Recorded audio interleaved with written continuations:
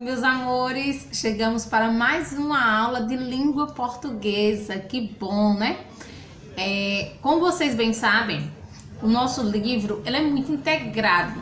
Então, assim, há assuntos que são abordados em uma disciplina que também são abordados em outra. É o caso desse assunto que nós iremos trabalhar a partir de agora. Veja só, na última aula, quem lembra na aula de História, onde nós abordamos sobre o ECA? Vocês lembram? O que é ECA? ECA é o Estatuto da Criança e do Adolescente. E qual o intuito? Para que foi que ele criado? Ele foi criado para assegurar os direitos e deveres da criança e do adolescente.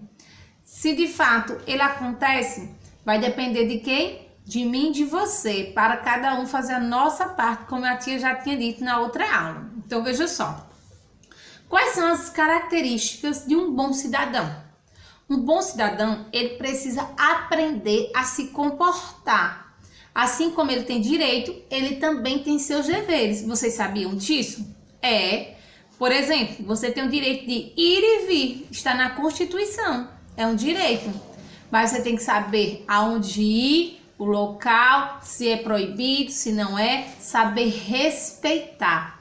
Então, os valores que um bom cidadão necessita ter, ele precisa ser o quê? Ele precisa respeitar, ele precisa ser amigo, ele precisa ter amor ao próximo, ele precisa ter educação, respeito, igualdade para todos, independente de sexo, cor, gênero. Do mesmo jeito que as pessoas têm direito lá do outro lado do mundo, você também tem. Direito à vida é um direito que todos devem ter. E isso está assegurado também na Constituição. O direito à educação. Você também tem direito à educação. Mas e os deveres? A tia também, na hora de história, a tia abordou bastante, não foi? Sobre os direitos, o que você tem de direito. E o seu dever? Se você tem direito à educação, você é dever seu ir para onde? Para a escola. Por exemplo, mesmo agora, numa situação dessa em que nós estamos nos encontrando numa pandemia, ou seja, o mundo inteiro parou diante dessa situação do Covid-19 e um dos direitos que está sendo assegurado para você é esse agora, de educação remota. É fácil? Não é fácil para você, não é fácil para mim que estou aqui, mas é o que nós temos para o momento. E para que esse direito seja assegurado e diminuir ainda mais a questão de desigualdade é que está sendo ofertado. Lógico que, por exemplo, os municípios, o estado em si está tendo mais dificuldade do que as escolas que não tinham já uma base, uma plataforma. Mas aos poucos todos irão se adequando. O ensino ele está chegando, sendo efetuado de forma eficaz em todas as situações? Nem sempre, mas o nosso desejo, o nosso intuito, quanto à educação adventista, é alcançar todos, a maioria que estiver ao nosso alcance, estaremos alcançando. Então veja só, para que aconteça uma harmonia, que os seus direitos sejam assegurados, você também precisa cumprir os seus deveres. Por exemplo mesmo, aqui a tia aproveitou essa oportunidade, já que a gente está falando sobre direitos e deveres, eu queria fazer um acordo com vocês. As nossas aulas do Zoom, elas deveriam ser bem mais proveitosas. E para isso eu conto com vocês. Para isso a tia preparou uma coisa bem especial. Olha só, aqui a tia preparou um semáforo. Quem já viu no sinal de trânsito o semáforo? O semáforo, ele tem quantas cores?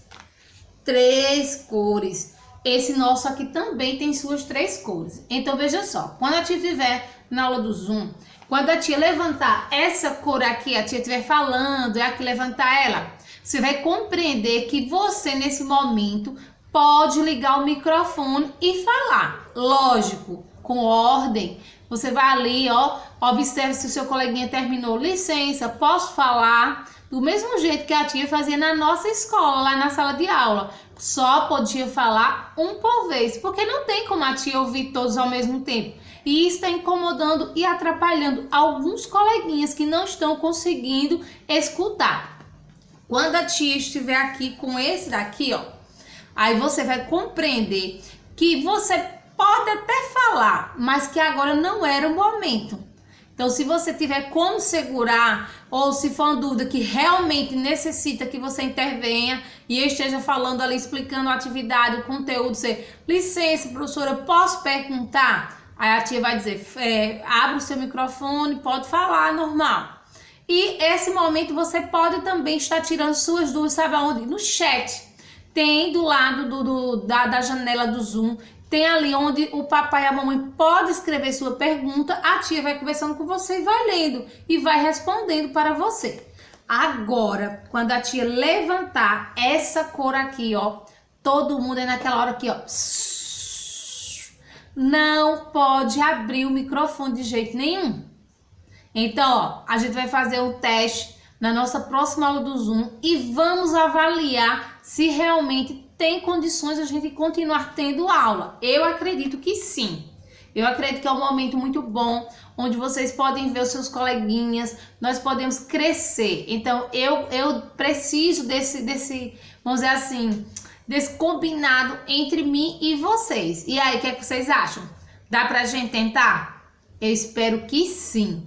Então, já que a tia combinou, aqui ó, a gente falou sobre um direito seu, você tem direito à aula do Zoom, e é um dever seu fazer o quê? Silêncio e falar na hora exata. Então, esse direito é um direito e um dever que precisa ser assegurados a todos.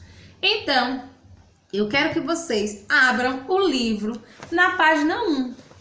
Na página 1 aqui, nós iremos falar um pouquinho justamente sobre isso. E aqui diz assim, eu sou um bom cidadão. Para cada letra do alfabeto indicada abaixo, escreva um valor importante que nos ajuda a viver bem em comunidade. Então, quais são os valores? São os valores morais, meus queridos. Aqui eu tenho algumas letras do alfabeto e nós iremos identificar algum desses valores. Então, ó, com A, qual o valor que começa com A? Para nós vivermos bem em comunidade, nós precisamos ter amor, amizade com nossos colegas e com as pessoas até que nós não conhecemos. Existem pessoas que seus dias podem ser bem melhores se você der um sorriso. Quando puder, dar um abraço, um aperto de mão, um bom dia. São coisas simples, mas fazem a diferença e pode transformar o mundo bem melhor. Com R nós temos respeito. Todos merecem respeito e também merecem ser respeitados. Então, no momento que você pratica, é uma mão de, digamos assim, uma dupla via. Ou seja, tanto eu tenho que respeitar, como eu mereço respeito. Aqui, é de educação. Você também merece educação. E de igualdade, independente se você é menino, se é menina, se você é branco, se você é negro, se você tem descendência de índio, se você, não importa a sua origem, o importante é ter direitos iguais. Ter de tolerância, você sabia que às vezes muitos conflitos poderiam ser evitados se tivesse tolerância? Tolerância também é uma virtude, é um valor. E S de solidariedade. Já se diz um ditado que no dia que você não conseguir se colocar no lugar do outro, a coisa está séria, sabe? Porque quando a dor do outro não for sua também, estamos morrendo. Então, quando alguém tiver, já se diz o ditado, quando alguém estiver chorando do seu lado, chore também. Do mesmo jeito que se alguém estiver sorrindo, sorria também. A alegria e a tristeza do outro também precisa ser sua. E assim teremos um mundo bem melhor. Aqui embaixo diz assim, ó, nos cartazes a seguir, registre uma das regras que você e seus colegas criaram para manter uma boa convivência em sala de aula. Eu sei que aqui, ó, por exemplo, a gente precisou agora criar essa regra de convivência. Por isso que a tia fez isso aqui. Então aqui, ó, o que é legal fazer na sala de aula? Então, você respeitar a sua vez de falar, ser organizado, responder as atividades. O que é que eu não devo fazer na sala de aula? Eu não devo brigar sem motivos, eu não devo tá atrapalhando o meu colega, eu não devo faltar com respeito. Então, você tem que respeitar. Então, desrespeito não é legal. Então, aqui são as características que você pode fazer e o que não deve fazer. Na página seguinte, quero que vocês vão para a página de número 2. Temos aqui, ó, a turma do nosso amiguinho. E eles estão segurando aqui o cartaz com a palavra o quê? ECA. ECA, Estatuto da Criança e do Adolescente, que são as leis que regem, que asseguram que os direitos e deveres sejam assegurados. Então aqui, ó, observe a sigla destacada do cartaz e responda as questões. O que significa? Quantas crianças são exploradas sexualmente ou espancadas no seu lar e assim sucessivamente. Aí aqui diz assim, ó, toda criança tem direito de ler o mundo. Esse é o nosso texto da página 4, né? E eles assim, toda criança tem o direito de ler as nuvens, os bichos, as pessoas, os lugares, as coisas. Toda criança tem o direito de aprender a ler e a viajar no universo das palavras que moram nos livros. Toda criança tem o direito de ler na escola com o carinho da professora. Eu amo quando eu vou ali ouvir vocês lendo. Toda criança tem o direito de ler na biblioteca, na companhia dos livros. A biblioteca é um lugar muito especial.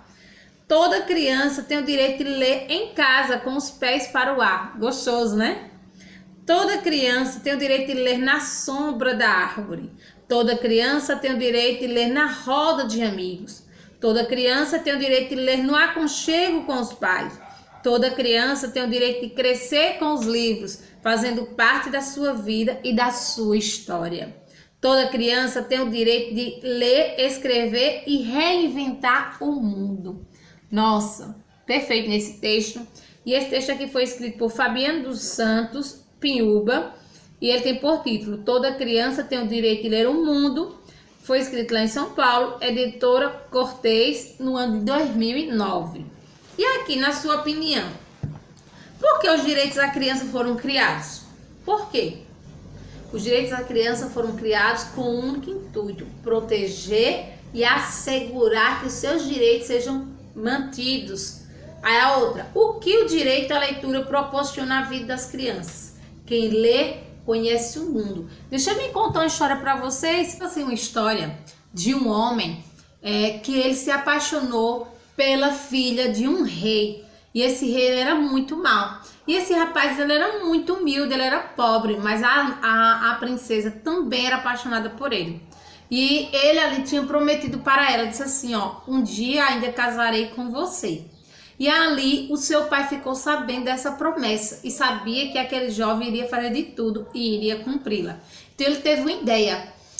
O seu exército ele estava batalhando, estava lá numa guerra acontecendo no país vizinho e ele teve uma ideia. Jovem, vem cá, você quer ser realmente o meu genro? Você quer casar com a minha filha? Então faça o seguinte, vou te mandar uma carta e se você entregá-la ao general lá do meu exército, ele vai te auxiliar e você vai guerrear. Se você voltar vivo, você casará com a minha filha. E aquele homem ficou muito feliz. Afinal, era tudo que ele queria, casar com aquela jovem. E ali ele pegou aquela carta e foi-se embora. Sabendo ele, pobre, que não sabia ler, ele estava carregando naquela carta, sabe o quê? A sua sentença de morte.